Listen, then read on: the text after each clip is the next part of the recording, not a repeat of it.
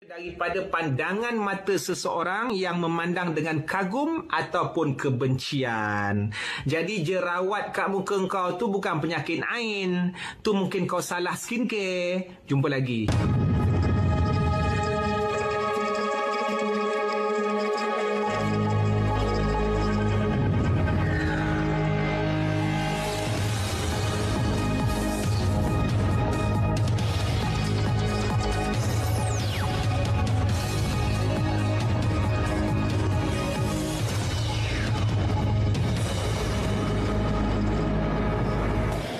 Bismillahirrahmanirrahim. Assalamualaikum warahmatullahi wabarakatuh. Allahumma salli ala Muhammad wa anzilhul munzal al-muqarrab minka yawmal qiyamah.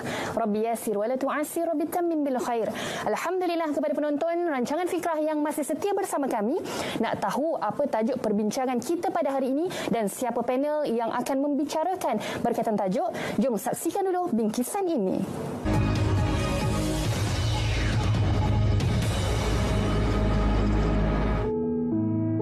Rata-rata dari masyarakat hari ini mempunyai akaun media sosial yang diwujudkan bertujuan sebagai pemudah akses perhubungan antara keluarga, rakan-rakan serta dunia luar, tidak kira sejauh mana kita berada.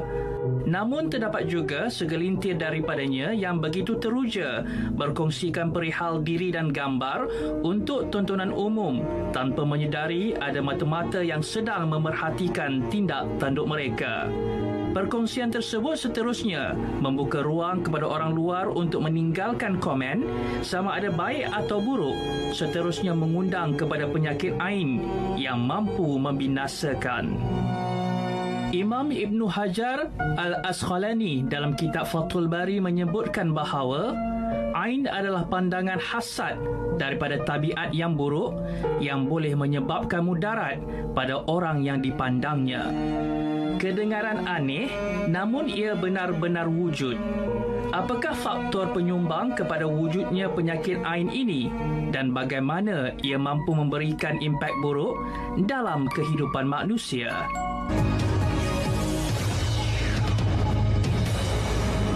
Selesai kita tengok bingkisan tadi, penonton yang menonton Fikrah pada hari ini, kita tengok penyakit ain, apakah itu, dan tajuk kita pada hari ini iaitu dari kerana mata.